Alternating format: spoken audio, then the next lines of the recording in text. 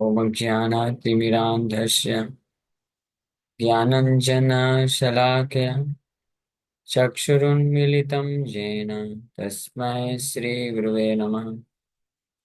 नमो विष्णुपादाय कृष्णप्रेष्ठाय भूतले श्रीमते भक्तिवेदान्त स्वामिन्निति नामिने। नमस्ते सारस्वते देवे गौरवाणी प्रचारिणे निर्विशेष शून्यवादी पाश्चात्य देश तारिणे।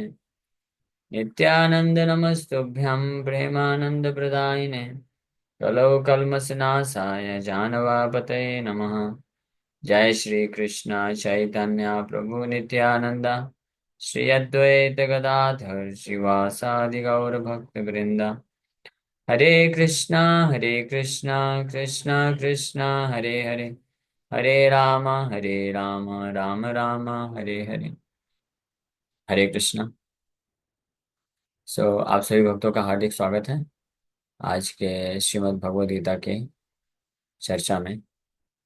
हम लोग चर्चा कर रहे हैं हम्म, श्रीमद् भगवद गीता और इसका 6 chapter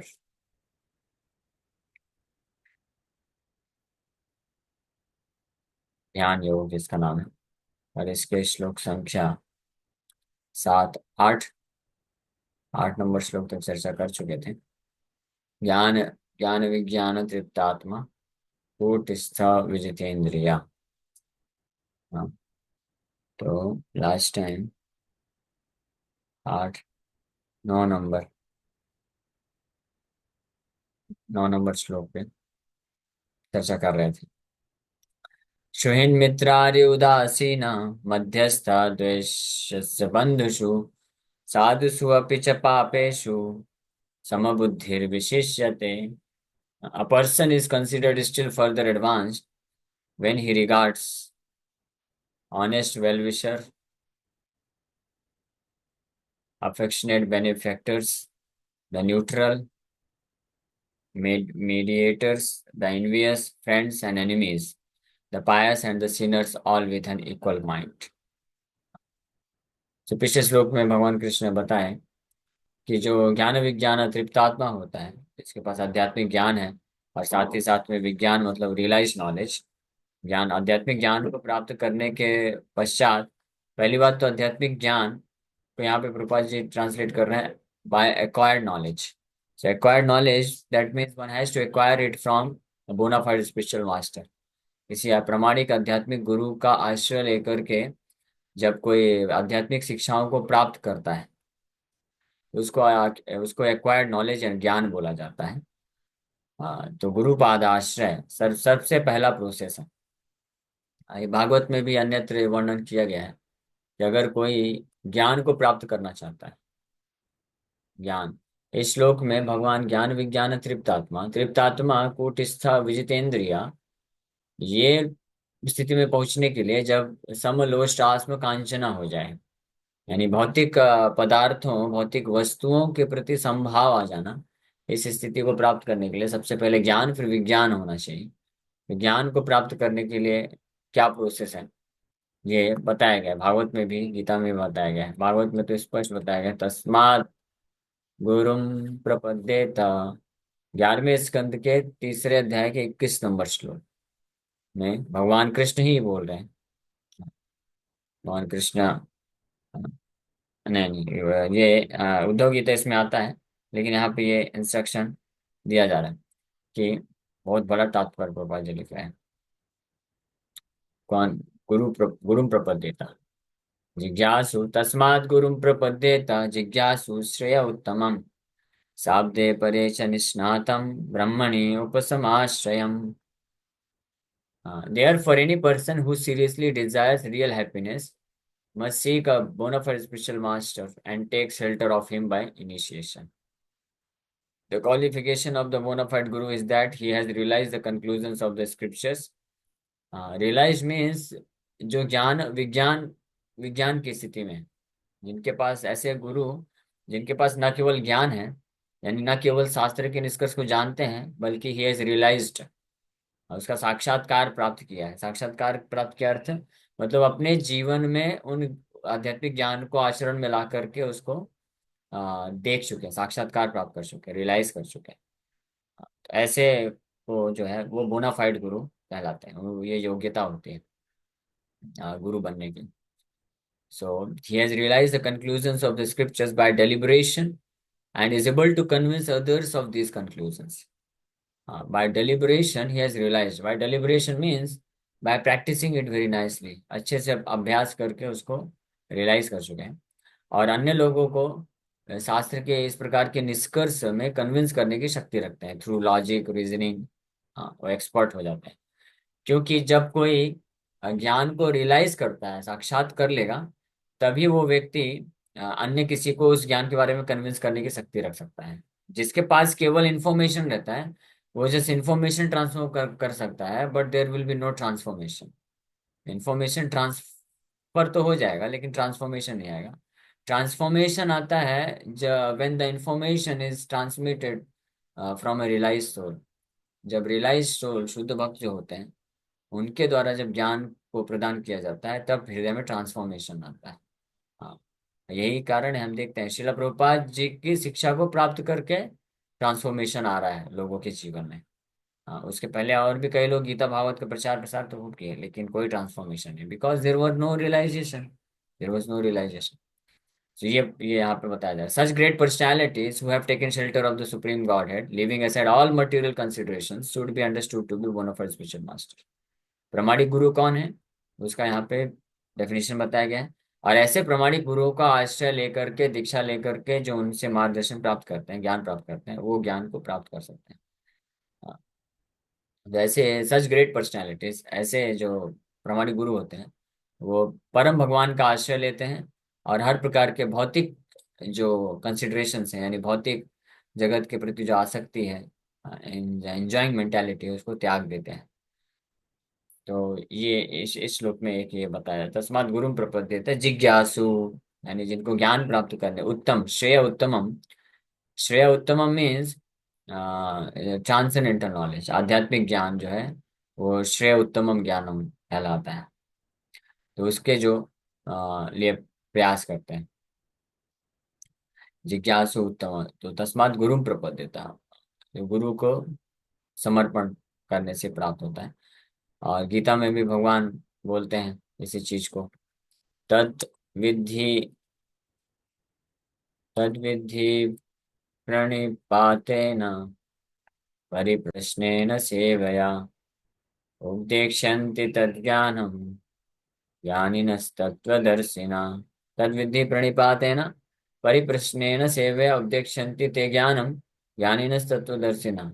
Just try to learn the truth by approaching a spiritual master, inquire from him submissively, and render service unto him। ये भगवान कृष्ण ये प्रोसेस बताते हैं। ज्ञानिन ज्ञानम उपदेक्षन्ति ते ज्ञानम, वो आपको तब ज्ञान प्रदान करेंगे। Then you can acquire knowledge. ज्ञान कब प्राप्त होता है, इसमें तीन चीजें इन्वॉल्व हैं कि एक self realize soul, the self realize soul can impart knowledge and to you because he has seen the truth. जो साक्षात्कार प्राप्त, यहाँ पे वही चीज बोला जा रहा है, जो साक्षात्कार प्राप्त सेल्फ रियलाइज है यानी विज्ञान की स्थिति में उनको अप्रोच करना चाहिए, उनसे पूछना चाहिए, इंक्वायर करना चाहिए। ये पहला प्रोसेस है, फर्स्ट स्टेप है। और फिर क्या करना है, सबमिसिवली, चैलेंज करके नहीं।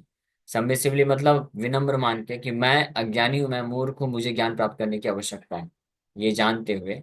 और रेंडर सर्विस अनटू हिम, और उनको सेवा अर्पण करते हुए, तो सेवा के भाव से अपने आप को विनम्र मानते हुए जब सेल्फ रियलाइज आध्यात्मिक साक्षात्कार प्राप्त गुरु हैं उनसे जब इंक्वायरी करता है तो फिर वो जो है ज्ञानम उपदेक्षन्ति ते ज्ञानम, वो ज्ञान फिर प्रदान करता है। तो ये है प्रोसेस ज्ञान प्राप्ति। इसको बोलते हैं एक्वायरिंग नॉलेज और एक्वायर्ड नॉलेज। ज्ञान means acquired knowledge and one has to acquire knowledge by approaching a bona fide realized spiritual master। और फिर जब उनके मार्ग यहाँ पे लेकिन कंप्लीट नहीं होता है, इसके बाद नेक्स्ट स्टेप है विज्ञान। ज्ञान के बाद फिर विज्ञान, यानी फिर जो प्रामाणिक गुरु शुद्ध वैष्णव आचार्य को प्राप्त कर चुके हैं, उनका आश्रय लेते हैं, उनसे ज्ञान प्राप्त करते हैं, उसके बाद फिर उसको जीवन में उतारना होता है। तब फिर ये सारी चीजें आती हैं। धीरे धीरे जब विज्ञान रियलाइजेशन होता है तो वो तृप्त आत्मा हो जाते हैं। He is fully satisfied in himself, no material desire and विजित इंद्रिया, he can fully control his mind and senses. अपने मन और इंद्रियों को पूरी तरह से संयमित कर सकते हैं। और युक्त इति उच्यते, युक्त means then he is properly connected with the supreme, भगवान से पूर्ण रूप से कनेक्टेड है, सेल्फ रियलाइज्ड है। और उस अवस्था में ये संसार की जो वस्तुएं होती हैं उनके प्रति समभाव आ जाता है, समदृष्टि आ जाती है। समलोष्टास्म कांचना, इक्विपॉइज्ड है। चाहे पत्थर हो, पैसा हो, धन संपत्ति हो, फिर फर्क नहीं पड़ता उनको। कोई प्रलोभन उनको आकर्षित नहीं करता इस संसार में, एक समान हो जाता है। और इसके बाद फिर जब और एडवांस वो करते हैं, यानी फर्दर एडवांसेस, तो आज के श्लोक में मान ये बोल रहे हैं कि फिर ऐसी अवस्था में सुहीन मित्र अरि उदासीना, चाहे कोई वेल विशर हो, हाँ, वेल विशर हो, शुभचिंतक हो कोई व्यक्ति, कोई मित्र है, बेनिफैक्टर या मित्र है, बंधु है, या उदासीन है, कोई न्यूट्रल है, या आर्य मतलब एनिमी शत्रु है। तो ये चारों प्रकार के लोगों के, या मध्यस्थ, हाँ, मीडिएटर्स बिटवीन बिलीजरेंट्स, द्वेष्य से, ईर्ष्यालु व्यक्ति है, बंधुसु रिलेटिव है, वेल विशर है, साधुसु साधु व्यक्ति है, अपीच पापेशु या पापी व्यक्ति है। हाँ, इन सब के प्रति समबुद्धि विशिष्यते, समबुद्धि प्राप्त कर लेता है। समबुद्धि मतलब कि वो जानता है कि कॉन्स्टिट्यूशनली सारे जीवात्माएं एक ही हैं, लेकिन पूर्व कर्म के अनुसार इनका मेंटालिटी, मानसिकता अलग अलग। हाँ, इसलिए वो उनके साथ डीलिंग आध्यात्मिक स्तर पे करता है। वो जो ऐसा सेल्फ रियलाइज सोल जो होता है, ज्ञान विज्ञान तृप्त आत्मा, तो फिर उसको फर्क नहीं पड़ता है। वो अगर ईर्ष्यालु व्यक्ति है, या द्वेष, ईर्ष्यालु व्यक्ति है, पापी व्यक्ति है, या शत्रु भी है, अगर वो भी आता है और कुछ आध्यात्मिक जीवन में प्रगति करने के लिए हेल्प चाहिए, तो उसको भी वो देने को तैयार होता है। ऐसे ये नहीं सोचते कि ये तो ईर्ष्या रखता है मेरे प्रति या द्वेष रखता है। और अगर मित्र बंधु होते हैं तो उनको भी उसी सम भाव में, एक समान भाव में देते हैं। कोई ऐसा पार्शियलिटी नहीं होता है।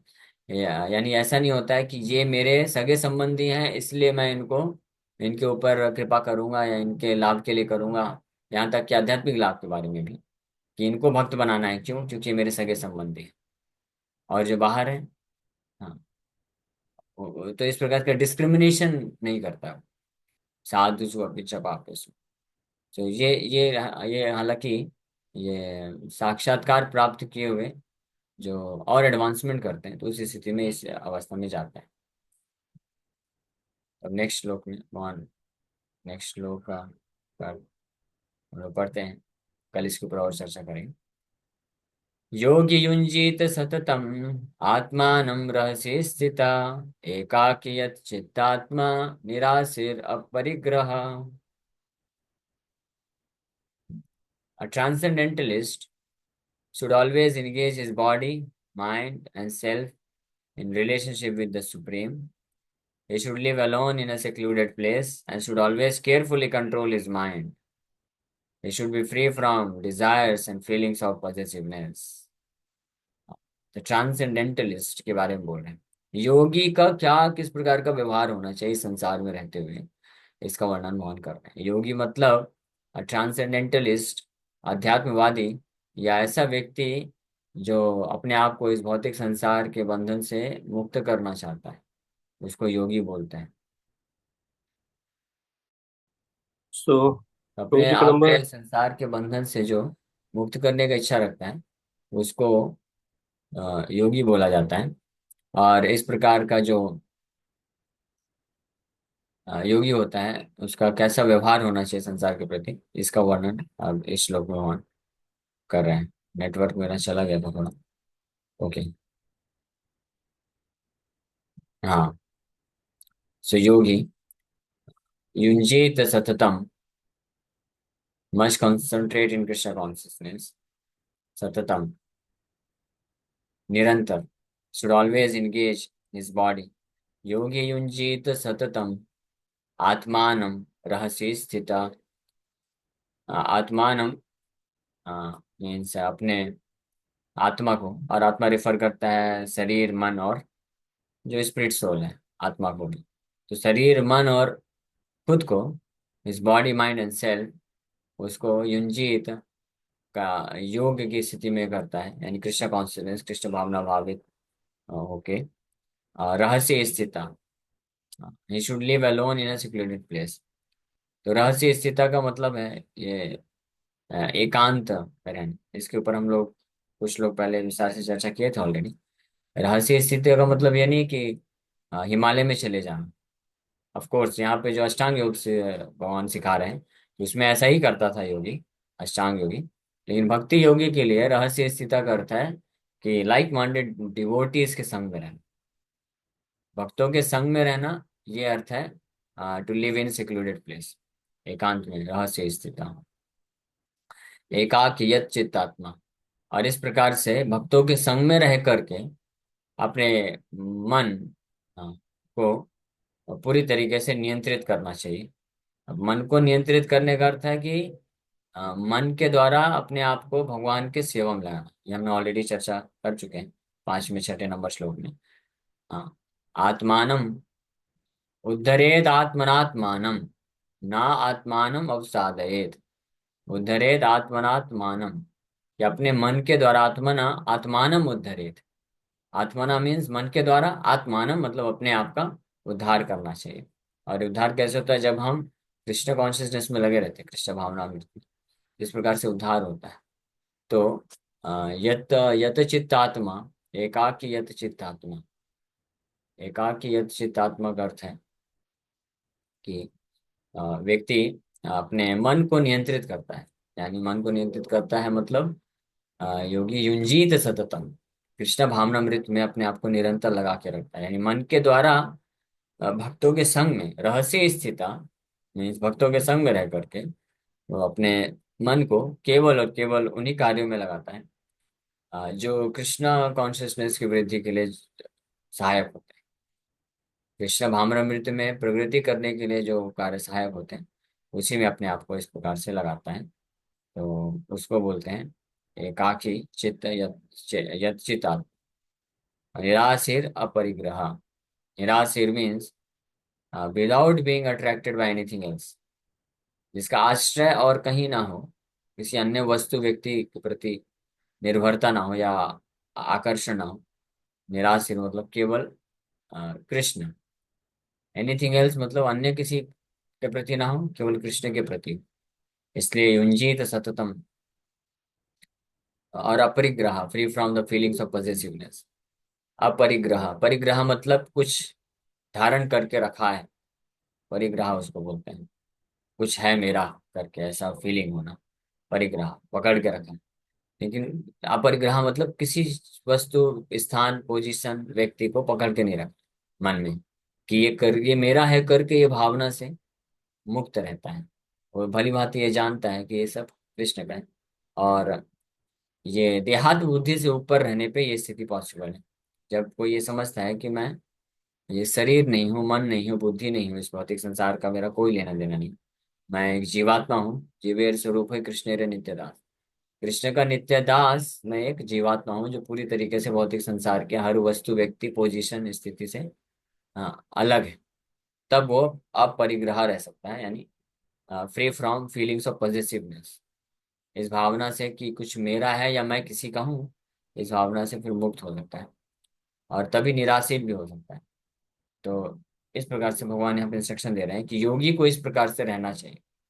अष्टांग योगी इस कार्य को मैकेनिकली करते हैं, लेकिन जो कृष्ण कॉन्शियस भक्त होता है, वैष्णव, वो ये चेतना के स्तर पे उसके साथ ही ऑटोमेटिकली ये सारे गुण उसके अंदर होते हैं। चेतना, क्योंकि वो कृष्ण भावना भावित होता है, कृष्ण कॉन्शियस होने के कारण ऑटोमेटिकली ये सारे गुणों को धारण करता है, उसको अलग से प्रयास नहीं करना पड़ता। यानी रहस्य स्थिता मतलब उसको कहीं हिमालय की चोटी में अकेले जाकर रहने की आवश्यकता नहीं, अपने आप को अकेले करने के लिए। तो भक्तों के संग में रह करके कृष्ण की सेवा में रहता है, इसका मतलब वो कृष्ण के साथ ही है। रहस्य स्थिता मतलब that he is only with his purpose, spiritual purpose, केवल आध्यात्मिक उद्देश्य के साथ रहता है जो व्यक्ति, उसको रहस्य स्थित बोला जाता है। That means he is living alone, he is living in seclusions. जैसे कभी कभी होता है ना कि कोई व्यक्ति है और बैठे तो कई लोग हैं, 10 12 15 लोग बैठे हैं, लेकिन कोई एक व्यक्ति का ध्यान नहीं होता यहाँ पे, कुछ और ही का मन लगा रहता है, तो उसको बोलते हैं क्या भाई अकेले अकेले कहाँ बैठे हो, ऐसे बोलते हैं ना। अकेले अकेले नहीं बैठा है, 15 20 लोग बैठे हैं रूम में, लेकिन वो बैठ रहा है, सब कोई बात कर रहा है, वो बैठा है सुन रहा है, हाथ पैर हिला रहा है, साथ में है, लेकिन फिर भी बोलते हैं क्या भाई अकेले अकेले क्यों बैठे हो। इसका मतलब क्यों ऐसा बोलते हैं, क्योंकि साथ में रहते हुए भी उसका चेतना कहीं एक कहीं इसके फिक्स है, किसी और विचार में वो मग्न है। हाँ, इसलिए उसको फिर क्या बोलते हैं, अकेला अकेला बैठा है, मतलब रहस्य स्थित हो। उसी प्रकार से जो भक्त हालांकि समाज में रहते हैं, सोसाइटी में रह सकते हैं, या जैसे गृहस्थ भक्त हैं, तो गृहस्थ भक्त तो अपने घर परिवार में रहते हैं, सगे संबंधियों के साथ रह सकता है, लेकिन अगर उसका चेतना जो है युंजीत सततम, केवल कृष्णा कॉन्शियसनेस में पूरी तरह से उसका चेतना लगा हुआ है कि how to serve Krishna more and more, कैसे मैं कृष्ण का और सेवा करूं, कैसे मैं कृष्ण भावनामृत में और आगे बढ़ूं, ये विचार सदैव जिसका चलता रहता है, तो वो पूरे भरे समाज में रहते हुए भी वहां पे नहीं है रहस्य स्थिता। यहाँ पे वहां जो बोल रहे हैं कि योगी जो बनना चाहता है उसको रहस्य स्थिता, उसको अकेले में रहना चाहिए, ये should live in secluded place. तो मॉडर्न टाइम में भक्ति योगी के लिए सेक्लूडेड प्लेस में रहने का अर्थ क्या है, कि भले घर समाज परिवार में रहता है, गृहस्थ आश्रम में है, या अगर कोई ब्रह्मचारी सन्यासी भी है तो भक्तों के संग में रहता है, तो भक्तों के एक लाइक माइंडेड डिवोटीज रहते हैं, तो वहाँ पे पर्पज एक ही रहता है सबका कि कृष्ण की भक्ति में आगे बढ़ना है। तो साथ में रहते हुए भी क्या करते हो, कृष्ण कथा ही करते हैं, पर्पस क्लियर है, कृष्ण कथा करते हैं और कृष्ण कीर्तन करते हैं, कृष्ण का सेवा करते हैं, तो उसमें पर्पस क्लियर है कि कृष्ण का भक्ति में आगे बढ़ना है, इसलिए वो भी रहस्य स्थिति में आता है। हाँ, एकांत, एकांतवास उसको बोलते हैं, एकाकी, अलोन, ही इज अलोन। और यह गृहस्थ भक्त भी है, तो भक्तों के संग में है, तो भक्तों के साथ बातचीत करता है, श्रवण कीर्तन करता है, लेकिन घर परिवार या समाज में है, जॉब धंधे में है, जहाँ पे भौतिकवादी लोग होते हैं, तो उनसे जो भौतिक चीजों का आदान प्रदान तो करता है, भौतिक विचार विमर्श भी करेगा, जॉब धंधा की जो भी बातचीत है वो करता है, लेकिन अंतःकरण में उसकी चेतना में हमेशा यही बात रहती है कि क्या मैं और कैसे कृष्ण की भक्ति में आगे बढ़ूं, और कैसे आगे बढ़ूं। हाँ, जैसे भौतिकवादी व्यक्ति होता है तो वो सोचता है कि मैं और कैसे पैसे कमाऊं और कैसे इंद्रिय भोग करूं। तो भक्त का हृदय में कैसा भावना रहता है, वो भौतिक कार्य करते हुए भी उसके चेतना में हमेशा यही चलता रहता है कि और मैं कैसे, मुझे नाम और जप बढ़ाना, नाम में रुचि बढ़ाना है, और सेवा करना है, और कृष्ण के बारे में सुनना। तो ये चेतना में जो स्थित रहता है तो वो योगी है, युंजीत सततम है, एकाकी है, वो एकाकी मतलब अकेले ही रह रहा है, हालांकि बाहर से नहीं पता चलेगा। हाँ, जैसे इसका इसका सबसे अच्छा एग्जाम्पल तो वही फिर स्त्री पुरुष वाला आता है, लेकिन कुछ लोग बोलते हैं ये क्या एग्जाम्पल है, ये समझने के लिए अच्छे एग्जाम्पल है। हाँ, कि योगी या कृष्ण भक्त का क्या स्थिति होता है, ये यहाँ पे समझने के लिए। हाँ, जैसे कोई लड़का लड़की होते हैं, एक दूसरे से आसक्त हो जाते हैं, तो चाहे घर में रहे या पार्टी में रहे, कहीं पे भी रहे, वो हमेशा, और आजकल तो एंड्रॉयड फोन आ गया है, तो घर में रहते हुए भी वो सबके साथ बैठा है, बातचीत करेगा, हंसता खेलता रहता है, लेकिन मोबाइल में व्हाट्सएप में चैटिंग उसके साथ करता है, यानी हृदय कहीं और है, बाहर रूप से बस बात कर रहा है, माता पिता कुछ बोल रहे हैं या कोई भाई बहन सगे संबंधी कुछ कुछ बात कर रहे हैं, तो हाँ हाँ बस करता है, कुछ कुछ बोलता है, लेकिन मोबाइल में कंटिन्यूअस लगा रहता है, चैटिंग करता रहता है, क्योंकि हृदय है उसका ध्यान कहीं और पे है, प्लानिंग किसी और चीज के लिए कर रहा है, कहीं और जाने की। तो कृष्ण कॉन्शियस भक्त एग्जैक्टली ऐसा ही होता है, वो बाहरी रूप से आदान प्रदान करता है, जॉब धंधा करता है, सगे संबंधियों के साथ बातचीत करता है, लेकिन अंदर से चैटिंग चलता रहता है। हाँ, हम तो चैटिंग तो हमारा तो डायरेक्ट चैटिंग ही है, चैटिंग क्या करेंगे, एंड्रॉइड फोन वाला चैटिंग से ज्यादा इंपॉर्टेंट चैटिंग है, तो अंदर से उसका वो चलता रहता है, भगवान के साथ चैटिंग या चैंटिंग चलता रहता है कि हाँ अभी मुझे और प्लान करना है, कैसे मैं अपने आप को भौतिक बंधन से निकालूं, और कैसे नाम जप बढ़ाऊं, और कैसे सेवा करूं, तो ये विचार अंतःकरण में उसका चलता रहता है, इसको बोलते हैं एकाकी चित्तात्मा, रहस्य स्थिता। और इसी कारण से वो फिर उसको अपरिग्रह हो जाता है, निराशीर हो जाता है, उसको कोई फर्क नहीं पड़ता है फिर। हाँ, जैसे वही एग्जाम्पल ले लीजिए, वो जो लड़का है वो किसी लड़की से आसक्त है, तो अब घर वाले कुछ प्लानिंग करेंगे, चलो भाई इधर जाना उधर जाना, उसको फिर वो उस ओपिनियन उससे कोई मांगेगा भी कोई, तो कुछ बोलेगा हाँ ठीक है ये चलेगा, हाँ ये भी चलेगा, आज खाने में क्या बनाया जाए, ये बनाए कि हाँ बना दो कोई भी चल, वो निराशीर हो जाता है। और कोई उसका कुछ वस्तु है, ये है सामान है, कोई ले लिया तो आप परिकर हाँ ठीक है ले लो, उसको फर्क नहीं पड़ता है। लेकिन अगर चेतना कहीं और पे नहीं है, इधर है, तो फिर वो फर्क पड़ेगा उसको कि नहीं हमको ऐसा प्लान करना चाहिए, चेंज कर देगा ऐसा कर। सिमिलरली कृष्ण कॉन्शियस जो भक्त होता है, जिसका चेतना कृष्ण में लगा हुआ है, तो फिर इस भौतिक संसार में रहते उसको फर्क नहीं पड़ता है। वो देश समाज दुनिया से व्यवहार करता है, और जो यदृच्छया लाभ संतुष्ट, यदृच्छया लाभ संतुष्ट, अपने आप जो आ गया लाभ स्वीकार कर लेता है, हानि हो गया तो कोई दिक्कत नहीं, फिर लाभ आ गया तो ठीक है। तो इस प्रकार से वो निराशीर हो जाता है, without being attracted by anything else हो जाता है। और अपरिग्रह, there is no feeling for possessing anything, कुछ और का मेरा है करके ये भावना नष्ट हो जाती है, क्योंकि कृष्ण भक्ति मेरी है, कृष्ण भक्ति में आगे बढ़ना है, कृष्ण मेरे हैं, ये भावना उसके चेतना में स्थित रहती है। तो इसलिए भौतिक संसार की ये जो परिग्रहता की भावना है, इससे वो मुक्त हो जाता है। तो इसलिए निराशीर अपरिग्रह के स्टेज को भी वो प्राप्त कर लेता है। ओके, तो समय हो गया, यहीं पे विराम करेंगे। किसी भक्त का कोई प्रश्न है, पूछ सकते हैं। Hare Krishna Krishna Krishna Hare Hare, Hare Ram Ram Ram. It is said Shiva is एकाकी, यस। हाँ, एक प्रश्न आया है कि भगवान शिव को एकाकी बोलते हैं, यानी वो अकेले रहते हैं। सही बात है, एकाकी because his consciousness is always fixed in at the lotus feet of Krishna. भगवान शिव का जो चेतना है, निरंतर 24 आवर्स भगवान के चरण कमलों में, स्पेशली वो संकर्षण भगवान का ध्यान करते हैं, तो फिक्स रहते हैं, इसलिए एकाकी है, रहस्य स्थित है। इसलिए उनको कोई फर्क नहीं पड़ता है। दक्ष प्रजापति आके कितना कितना इंसल्ट कर दिया था, लेकिन भगवान शिव को फर्क क्यों नहीं पड़ा? क्योंकि वो वहां पे थे ही नहीं, बस फिजिकली बैठे हुए थे। उनका चेतना तो कहीं और था, कृष्ण के चरण कमल में लगा हुआ था। तो दक्ष प्रजापति कुछ भी बोलता रहे, क्या फर्क पड़ेगा? तो ऐसे निराशिर अपरिग्रह हो गए। ठीक है, यह संकेता माता जी। हरे कृष्ण प्रभु, दंडवत प्रणाम। प्रभु जैसे टेम्पल गृहस्थ भक्त अगर टेम्पल नहीं जा पाता है बहुत ज्यादा, तो लाइक माइंडेड कृष्ण भक्ति में लोगों को फाइंड करना कैसे, मतलब ऑफलाइन कैसे करें क्लास के अलावा? हरे कृष्ण दंड। ऑनलाइन कथा श्रवण करिए, ऑफलाइन अगर अपॉर्चुनिटी मिलती है, ऐसे भक्त मिलते हैं तो उनके साथ बैठ के कृष्ण कथा करिए, सेवा करिए। नहीं मिलते हैं तो हरिनाम चैटिंग करिए। जैसे वो लड़का है, घर पे बैठा है अभी, जिसको जिसके साथ उसका अटैचमेंट है वो तो कहीं दूर बैठी है, मिल नहीं सकता है, तो क्या करता है, एंड्रॉइड फोन निकाल के चैटिंग करता है। तो वैसे ही भक्त क्या करेगा? अगर लाइक माइंडेड भक्त लोग मिल गए तो अच्छी बात है। हाँ, इनको भी कृष्ण कथा में रुचि है, चलो बैठ के भागवतम साथ में पढ़ेंगे, चर्चा करेंगे, कृष्ण का सेवा करेंगे। नहीं है कोई, तो अपना बीट बैग उठाइए और हरे कृष्ण जप करिए, आप और कृष्ण साथ में रहिए। कृष्ण तो हमेशा साथ में रहने के लिए तैयार है ना। आप हरे कृष्ण जप करते हैं तो कृष्ण अपना संग दे रहे हैं, साथ में रहने के तैयार है। इसलिए भक्त बिंदास, नो टेंशन। ठीक है। हरि बोल, thank you. Hare Krishna, yes. Goswami Krishnadas Prabhu. Hare Krishna Prabhu ji. Hare Krishna. Prabhu ji question तो नहीं है मेरे को, मतलब कि मेरे माइंड में एक चीज आ रहा था कि मेरा माइंड बोल रहा है कि तू ब्रह्मचारी कब बनेगा। माइंड का नहीं सुनने का, सबसे पहली बात तो आप ये समझिए कि हम मन नहीं है, शरीर नहीं है। 2 दिन पहले भी आपको एक प्रश्न पूछा था आपने, मैंने ये हाँ समझाया था हाँ, आपको। पता है सर, आप हमेशा पता है। ध्यान रखिए, मन का मत सुनिए। क्योंकि मन अभी बोलेगा ब्रह्मचारी बन जा, और कल को बोलेगा कर्मचारी बन जा, तो फिर फंस जाएंगे आप। मान लीजिए हाँ लाल कपड़ा पहन लिया, और फिर मन हाँ बोले चलो कर्मचारी बनते हैं, तब तो खत्म बात, फंस जाएंगे। इसलिए मन का मत सुनिए। आप समझिए कि आप मन नहीं है, शरीर नहीं है, आप आत्मा है, और आत्मा कौन है?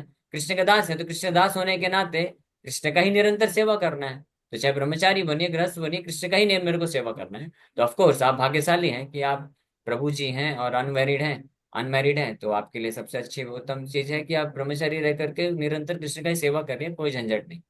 ठीक है, लेकिन मन के हिसाब से मत सोचिए। हाँ। Okay, yes. वंदना माता जी, लास्ट क्वेश्चन। वंदना माता जी सुन पा रही हैं? ठीक है, हो गया, समय भी हो गया। Hare Krishna, thank you very much.